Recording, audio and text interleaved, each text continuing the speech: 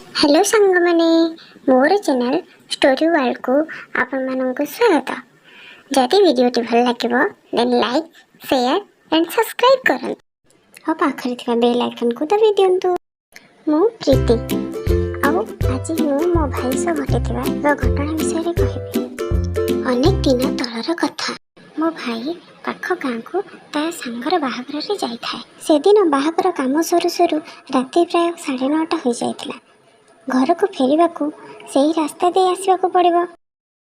एते राति रे सही रास्ता दे केही जिबा आसवा करंतिनी। सेथिफाई तार सांग माननको डर लागुଥାଏ। हेले आउ किछि उपाय न पाई सही रास्ता रे भाई और तार 2 जण सांग आसवाक स्थिर कले। जंगल रास्ता पारि हेबाकू प्राय 20 मिनिट समय लागे। हेले 1 घंटा चलिबा परे भी रास्ता सरू न थाए। सेमाने जो रास्ता अतिक्रम करुथिले किछि समय परे पुणी सही रास्ता रे पहुंची जाउथिले। सेते बेलकू रात्रि प्राय 10:40 हेलानी। केही घर को फेरिबे कि नहीं भाभी भाभी डरी डरी बाट चली थांते। हेले मो भाईर हनुमान को ऊपर पूरा भरोसा थाए। सेथिपई से हनुमान चालीसा पढ़ी पढ़ी बाट चलु थाए। किछि बाट आगकू गला परे एक हनुमान मंदिर पड़िला। आ मंदिर भितरु पूजारी बाबा को बाहरिबा देखि टिके साहस होला सेमानकर। तांको पाखकू जाई भाई और तार सांग माने किछि कहिबा पूर्वरु पूजारी बाबा कहिले, पिला माने घर को जाउछ, जदि टिके रुह मु तुम सांगरे जीवी। पूजा करू करू डेरी हे गलानी तो। से माने सेहिटारु किछि बाट आगकू गले। हठात एक धळा आलुओ देखा गला। तापरे से धळा आलुओटी एक धळा ड्रेस पिंधिथिबा एक मनीष ही पाखरे थिबा बरगछ पाखरे लुचि गला। सेमानंकर आउ आगकू जीवाको साहस हेला नै। भाई और तार सांग माने डरी डरी जोरे कहियाको लागिले, किए किए तू।